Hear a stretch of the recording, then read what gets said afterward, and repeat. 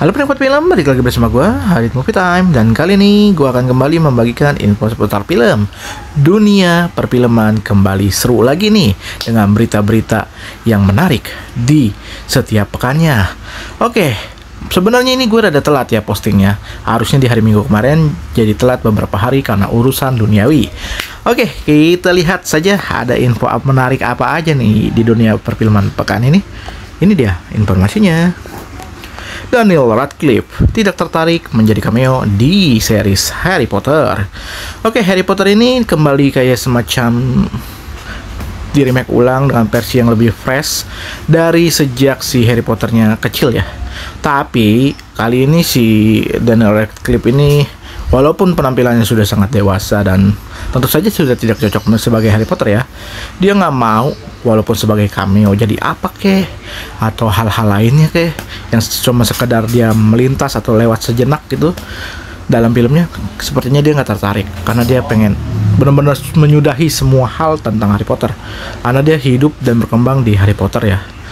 Jadi ya sudahlah, sudah cukup bagi dia dalam kehidupan ini menjadi karakter Harry Potter ataupun mengisi sebagai cast Harry Potter. Next, selanjutnya James Gunn, Aquaman, dan Flash tidak akan muncul di DCU hingga 2 tahun mendatang. Ya, kita sudah tahu ya beberapa jadwal film dan serial yang akan ditayangkan oleh DC yang akan dibuat secara keseluruhan di universe risetnya yang fase pertamanya ini. Dan benar-benar tidak ada Aquaman dan The Flash loh. Kalau kemarin-kemarin kan mereka muncul, kali ini mungkin rehat dulu sejenak untuk tidak hadir. Tapi yang jelas Superman dan Batman akan hadir. Tungguin saja. Superman kan sudah tayang ya, berarti tinggal Batman yang akan tayang tahun depan. Next, selanjutnya sequel Avatar The Last Airbender merilis tampilan pertamanya. Oke, kali ini bukan dari live action maupun Avatar yang biru ya, bukan. Tapi ini benar-benar dari Avatar animasinya, yaitu Avatar The Last Airbender, yang kali ini akan kembali dilanjutkan ceritanya. Wah, ini menarik ya, karena kan sempat tidak ada sama sekali cerita kelanjutan dari serial ini, dan kali ini mungkin akan kembali dilanjutkan. Buat pencinta Avatar, wajib menyaksikan sequel dari Avatar The Last Airbender berikutnya ini. Oke, next, selanjutnya Anies Baswedan bikin akun Letterboxd.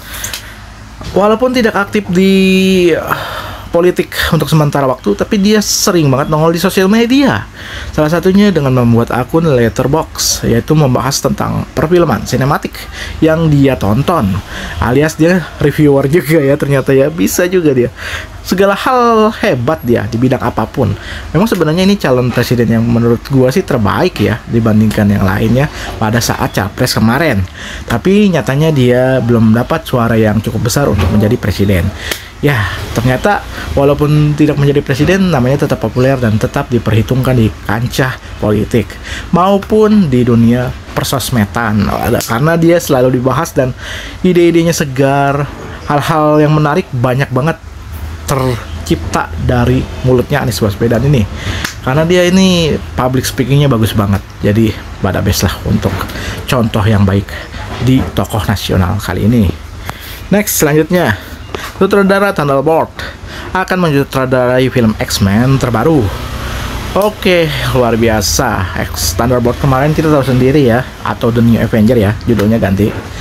Dan itu menjadi salah satu film yang menurut banyakan orang bisa dibilang comebacknya MCU lah ya, bagus gitu, dengan cerita yang benar-benar digarap lebih kompleks dan lebih serius dari film-film sebelumnya. Jadi terkesan lebih serius dalam penggarapan Thunderbolt ini dan ada rasa dalam film tersebut. Semoga X-Men yang terbaru nanti akan punya rasa juga di kalangan fans Marvel maupun pencinta film lainnya yang memang pengen menikmati film dengan ya sinematik terbaiknya lah gitu. Oke, kita nantikan saja penampilan sutradara Thunderbolt ini yang akan menyutradarai film X-Men. Next, selanjutnya, wah ini lagi ramai nih. Bentar lagi kan HUT kemerdekaan Republik Indonesia yang ke-80. Tapi di mana-mana berkibar bendera One Piece.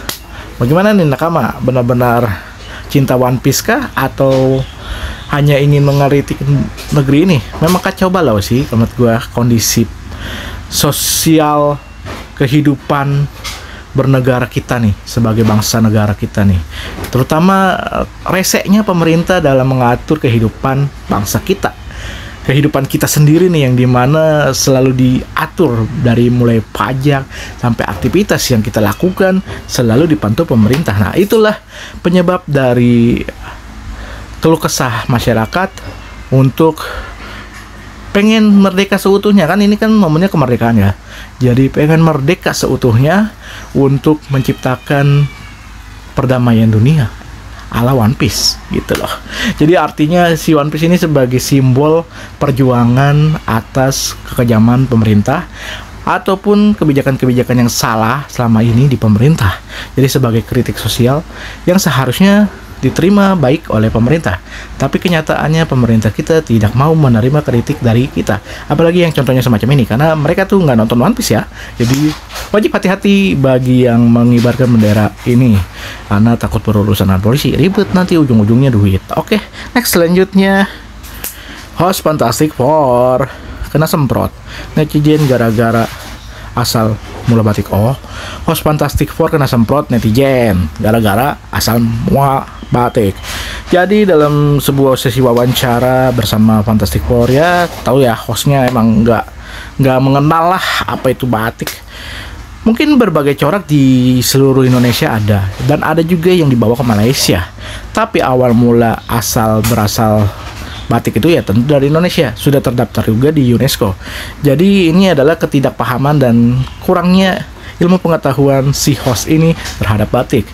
Kita maklumin lah ya, karena emang host ini tidak mengenal batik seutuhnya, dan mungkin dia belum pernah ke Indonesia kali ya. Mereka hanya dapat dari mungkin penggemarnya atau siapa gitu yang ngirimin dia dari Malaysia, belinya di Malaysia, tapi aslinya pasti dari Indonesia. Karena kan Indonesia tuh setiap daerah punya ciri khas motifnya sendiri-sendiri. Mungkin ada yang dibawa di Malaysia dan dibuat juga di Malaysia, tapi itu pasti orang Jawa atau orang apapun yang dari Indonesia yang membawa batik itu ke sana. Akhirnya diproduksi juga di sana. Tapi sudah terdaftar kok di UNESCO bahwa batik itu punya Indonesia ya. Punya Indonesia. Oke. Terakhir, first look film animasi terbaru Indonesia, Garuda di Dadaku. Ini film cukup populer juga ya. Waktu itu film keluarga lah, drama keluarga yang tentu saja sangat seru sih untuk dinikmati. Apalagi di kalangan pencinta sepak bola. Ada soundtracknya juga yang cukup populer, yaitu Garuda di Dadaku, yang dibuat oleh Netral ya, NTRL. Dan kali ini dibuat versi animasinya nih filmnya. Wah, keren sih. Ada film animasi bola gitu di Indonesia. Kalau di Jepang ada Tsubasa, mungkin di sini ada Garuda di Dadaku. Wih, semoga menjadi sesuatu yang membanggakan lah ya.